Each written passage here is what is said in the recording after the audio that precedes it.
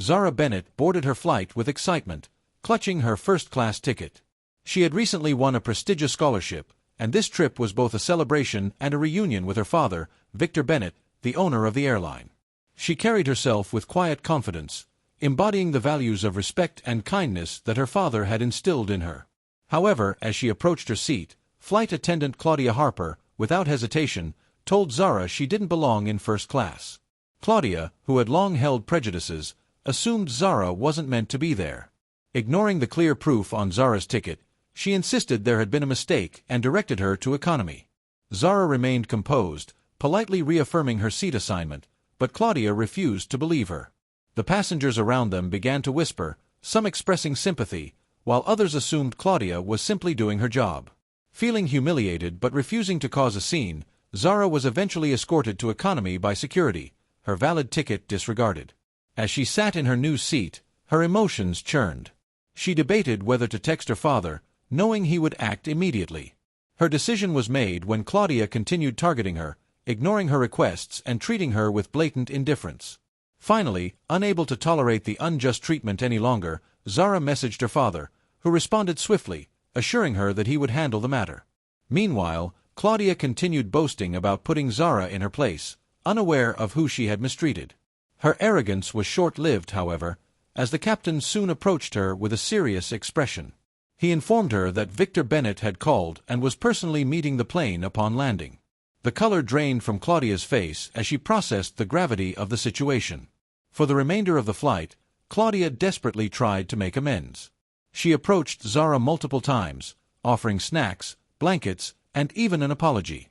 But Zara, calm and composed, refused her gestures, making it clear that the matter was out of her hands.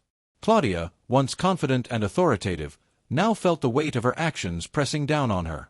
As the plane landed, passengers noticed a sleek black SUV pull up alongside the aircraft. When Victor Bennett stepped out, flanked by two senior executives, whispers spread through the cabin. He entered the plane with a commanding presence, walking straight to Zara, his expression softening as he asked if she was okay. Once assured, he turned to Claudia, his tone firm but composed. The flight attendant fumbled for words, insisting it had been a misunderstanding. Victor, unyielding, made it clear that the issue wasn't about whether she knew Zara's identity, it was about the way she treated people based on her assumptions. As he publicly condemned her behavior, the cabin erupted in applause. Claudia stood frozen, her previous arrogance shattered. Victor immediately ordered her removal from duty, and she was escorted off the plane, her humiliation now complete. Following the incident, Victor ensured the airline took corrective action. He introduced mandatory training programs on diversity and respect, emphasizing the importance of treating all passengers with dignity.